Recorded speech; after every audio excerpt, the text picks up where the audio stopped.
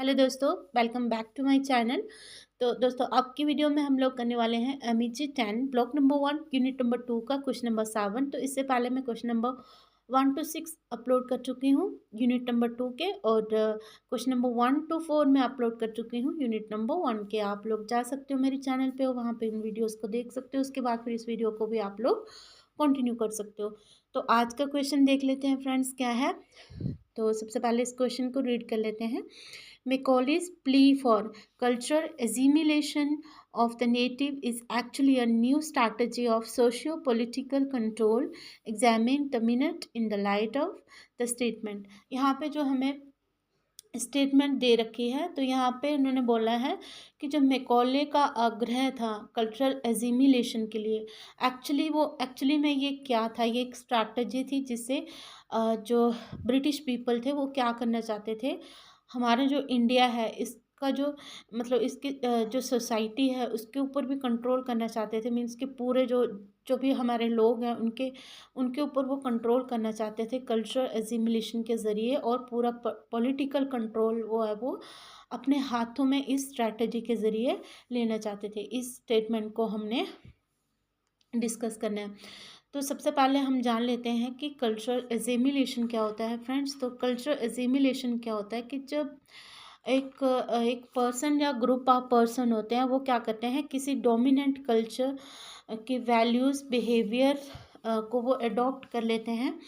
और कुछ जैसे समय बीतने के साथ साथ वो इस तरह से मतलब इतना ज़्यादा उस कल्चर को, उस वैल्यूज़ को, उस जो डोमिनेंट जो भी कल्चर है उसके बिहेवियर को इतनी अच्छे से उसको अडॉप्ट कर लेते हैं कि कुछ समय के बाद वो इन्हीं लोगों की तरह सोचने लगते हैं। मतलब पूरी तरह से इस कल्चर में वो अपने आप को ढाल लेते हैं। इसी को हम बोलते हैं कल्चर एजिमिलेशन। तो ये एक्चुअली में जो मैकॉले का ये कल्चर एजिमिलेशन वाला कॉन्सेप्ट था, तो इसके ज़रिए वो क्या करना चाहते थे, मतलब इंडिया पे वो पूरी तरह से कंट्रोल करना चाहते थे, मतलब इंडियन सोसाइटी पे, और यहाँ के जो पॉलिटिकल स्ट्रक्चर है उसको वो कंट्रोल में करना चाहते थे। तो यहाँ पे हम लोग देखते हैं सबसे पहले चेंजिंग एजुकेशन सिस्टम। तो देखते हैं कि मतलब अब एजुकेशन जो सेक्टर है वो कौन सा सेक्टर आ गया, सोशल सेक्टर आ गया, हमें पता है। तो यहाँ पे जो हमने देखा कि जो मैकॉले मिनट है, तो मैकॉले मिनट जो है वो हमारी एजुकेशन सिस्टम जो हमारा इंडिया का था, जिसमें जो इंग्लिश की इंट्रोडक्शन हुई, उसमें जो है वो अपना बहुत ही महत्वपूर्ण रोल प्ले करता है। मिनट ऑन इंडियन एजुकेशन, जो कि मैकॉले ने इंट्रोड्यूस करा था 1835। इसको हम लोग पढ़ चुके हैं। तो अब यहाँ पे जो मैकॉले था वो क्या चाहता था कि हम लोग क्या करें, अपना जो भी लिटरेचर है या फिर हमारी जो भी इंग्लिश लैंग्वेज है उसको हम इतना अच्छा बताएं, इतना अच्छा बताएं, और जो इंडियन लैंग्वेजेस है, इंडियन जो लिटरेचर है इसको इतना बुरा बताएं, इतना बुरा बताएं कि इंडियंस को ऐसे लगने लगे कि सच में हम जो है हम लोग बहुत ज़्यादा पिछड़े हुए हैं, हमारी लैंग्वेजेस अच्छी नहीं है, हमारा लिटरेचर अच्छा नहीं है। तो इससे क्या होगा कि हम उनके माइंड्स को जो है वो कोलोनाइज कर पाएंगे, और अपनी जो डोमिनेंस है, अपने कल्चर की जो डोमिनेंस है इनके ऊपर स्थापित कर पाएंगे। उन्होंने बिल्कुल ऐसे किया, इंग्लिश को इंट्रोड्यूस करा।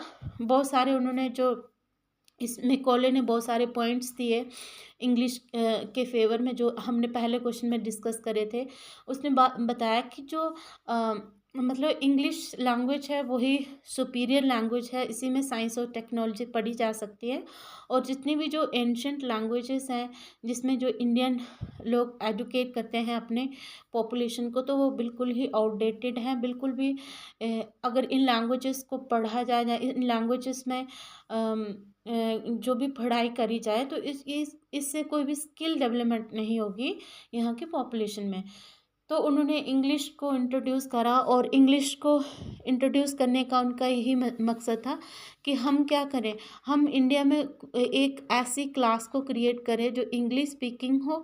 और इंग्लिश स्पीकिंग होने का इंग्लिश पीपल को क्या फ़ायदा होना था कि क्योंकि हमें पता है कि जो इंग्लिश पीपल थे, अब उनको हमारी सोसाइटी के ऊपर और हमारे पॉलिटिकल जो भी ढांचा था हमारा, उसमें जो है वो उनको इंटरेस्ट आने लगा था, वो सब कंट्रोल जो है वो अपने हाथ में लेना चाहते थे। लेकिन यहाँ पे जो क्योंकि हमारा जो देश था ये मल्टीलिंगुअल था, यहाँ पे अब भी है, मतलब बहुत सारी लैंग्वेजेस हमारे इंडिया में बोली जाती हैं। तो यहाँ पे ये पॉसिबल नहीं था कि मतलब अलग अलग रीजन से वो जो है वो जुड़ पाए जो ब्रिटिश पीपल थे, क्योंकि वहाँ पे उनको लैंग्वेजेस समझने में बहुत मुश्किल आती थी। तो इसलिए वो ऐसी कोई क्लास क्रिएट करना चाहते थे जो कि एज अ ब्रिज उनके ब्रिटिशर्स के बीच में और यहाँ की जो पॉपुलेशन है इंडिया की उसके बीच में काम कर पाए।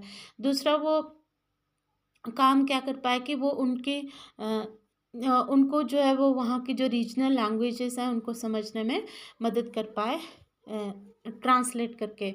और ये जो इंग्लिश पीपल थे, मतलब इस तरह के क्लास क्रिएट करना चाहते थे जो ब्लड और कलर में तो इंडियन हो, लेकिन उसको जो भी इंटेलेक्ट, मॉरल्स, ओपिनियन जो भी हो वो किसकी तरह हो, इंग्लिश पीपल की तरह हो। मीन्स कि वो पूरी तरह से वो वफादार हो किसके लिए, इंग्लिश गवर्नमेंट के लिए। तो इससे जो है वो लोगों का जो जैसे ही इंग्लिश जो एजुकेशन थी इंट्रोड्यूस हुई इंडिया में, और वहाँ का जो कल्चर था उसको लोग सीखने लगे, तो उनको ऐसे लगने लगा कि हमारा जो कल्चर है वो बहुत ही इन्फीरियर है और इनका जो कल्चर है बहुत ही सुपीरियर है। मतलब खुद ही जो है वो लोगों के दिमाग पे ये चीज़ जो है वो हावी होने लगी, और धीरे धीरे जो है वो लोग जो है वो उनके कल्चर में एसिमिलेट होने लगे। नेक्स्ट हम लोग देखते हैं कि इंट्रोडक्शन ऑफ वेस्टर्न कल्चर। तो यहाँ पे जो वेस्टर्न कल्चर के इंट्रोड्यूस होने से क्या हुआ कि जो ये ब्रिटिश पीपल थे, ये क्योंकि अपने कल्चर को ही सुपीरियर बताते थे, तो लोगों को भी यही लगने लगा था कि हमारा जो कल्चर है वो इतना ज़्यादा अच्छा नहीं है, और बल्कि जो इनका कल्चर है, जो वेस्टर्न पीपल का जो कल्चर है वही सबसे अच्छा है। Creation of westernize Indian elite.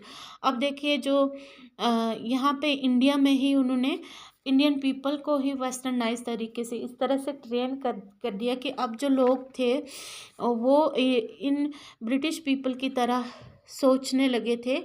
वैसा उनकी जो ओपिनियन हो गई थी बिल्कुल ब्रिटिश पीपल की तरह हो गई थी। उनका जो भी पहनावा होता है वो सब जो है वो ब्रिटिश पीपल की तरह होने लगा था। तो इस तरह से उन्होंने इंडिया में ही एक ऐसी क्लास क्रिएट कर दी जो कि बिल्कुल कैसी थी, वेस्टर्नाइज थी। अब उन्होंने लैंग्वेज का यूज़ करा एज एजिमिलेशन, अब उन्होंने इंग्लिश लैंग्वेज का यूज़ करा।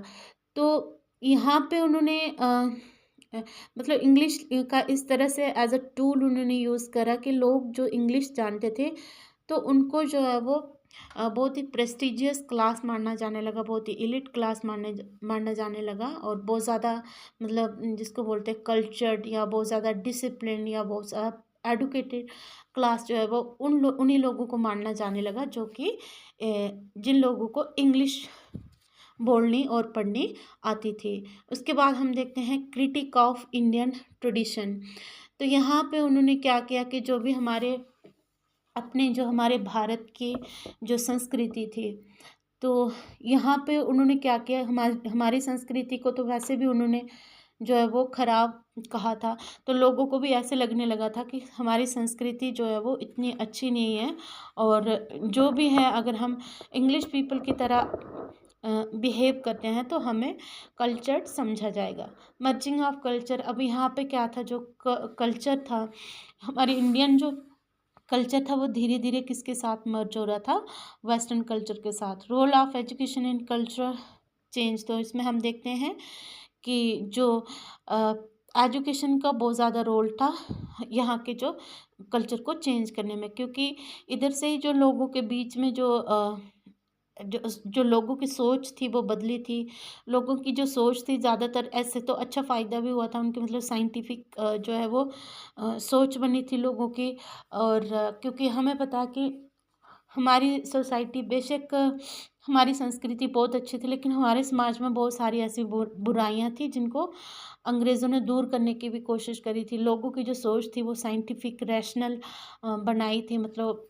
तो इस तरह करके जो इंग्लिश पीपल थे वो क्या कर रहे थे, मतलब अपनी लैंग्वेज के ज़रिए या अपनी एजुकेशन के ज़रिए जो है वो लोगों की जो इथिकल वैल्यूज़ थी उनको चेंज कर रहे थे। इसके बाद long term benefit for society. हम देखते हैं कि इसका जो जो भी ये कल्चरल एजिमिलेशन हुई, तो इससे जो लोगों को लॉन्ग टर्म बेनिफिट भी मिला। इससे क्या हुआ कि जो गवर्नेंस थी वो काफ़ी इम्प्रूव हुई, इकोनॉमिक डेवलपमेंट हुई यहाँ पे। और यहाँ पे ज़्यादा से ज़्यादा जो एडुकेटेड लोग जो है वो सामने आने लगे, और धीरे धीरे जो हमारी सोसाइटी थी वो चेंज होने लगी।